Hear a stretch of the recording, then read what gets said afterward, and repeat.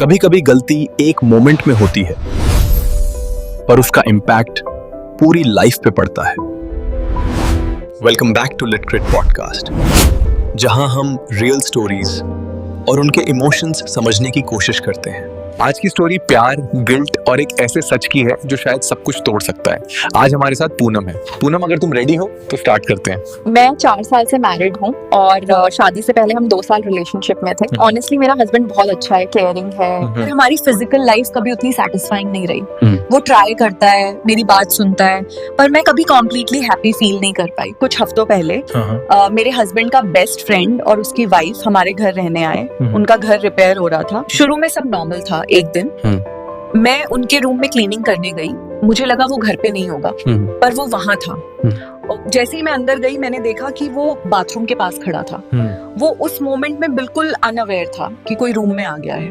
वो रो रहा था। मैं उसके पास गई, धीरे से उससे बात की। वो बहुत इमोशनल हो गया। हमने काफी देर बात की। फिर जब मैं जाने लगी तो उसने हग कर दिया, पर वो हग नॉर्मल नहीं था। मुझे अलग सा ही करंट फील हुआ। एक मोमेंट में मैंने उसे पहली बार उस नजर से नोटिस किया, जो मैंने पहले कभी नहीं किया था। बिना कुछ बोले वहां से निकल गई, पर वो मोमेंट वहीं खत्म नहीं हुआ। उस दिन के बाद मैं उसे नॉर्मल तरीके से देख ही नहीं पाई। मैं जितना इग्नोर करने की कोशिश करती उतना ही वो याद आता। मैं खुद से भी ये एक्सेप्ट नहीं करना चाहती थी कि मुझे उस मोमेंट ने अफेक्ट किया है। एक वीक बाद का सीन है। घर पे सिर्फ मैं और वो थे। मेरा मन जानबूझकर बहाने सोच रहा था उससे बात करने के लिए। मैं खुद से लड़ रही थी, ये गलत है, तू मैरिड है, स्टॉप कर। पर साथ ही एक और वॉइस थी, बस नॉर्मल बिहेव कर रही हूँ, इतना भी क्या हो गया, कंट्रोल में है सब। पहले तो नॉर्मल बात हुई, फिर मैंने हल्का सा फ्लर्ट करना स्टार्ट किया, शायद टेस्ट करने के लिए या शायद खुद को प्रूव करने के लिए कि मैं कंट्रोल में हूँ। उसने भी फ्लर्ट बैक किया और हम हंसने लगे और सब बस सिंपल और नॉर्मल हो गया। ऐसा लगा, मुझे रिलीफ फील हुआ कि शुक्र है सब कंट्रोल में है। उसके बाद मैं नहाने चली गई। थोड़ी देर बाद उसका फोन रिंग होने लगा।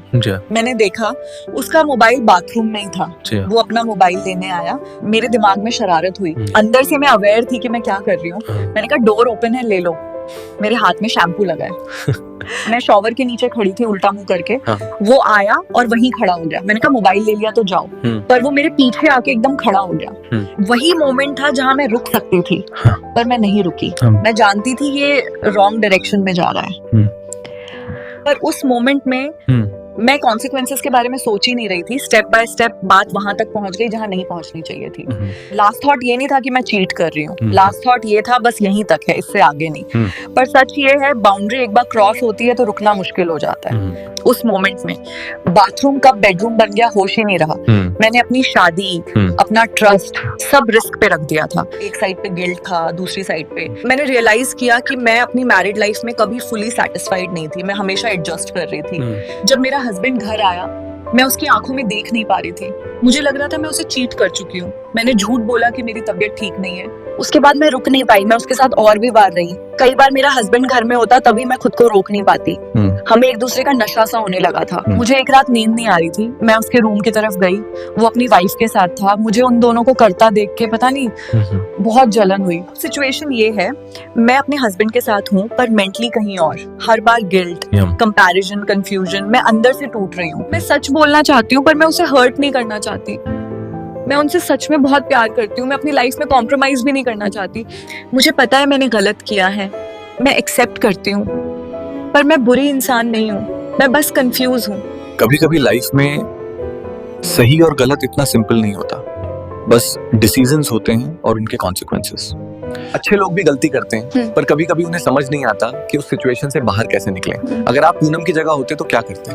कमेंट जरूर करें। अगर आपको इस स्टोरी ने टच किया हो तो लिटक्रिट पॉडकास्ट को फॉलो जरूर करें, और अगर आप भी अपनी स्टोरी शेयर करना चाहते हो हमें भेजें। See you in the next episode.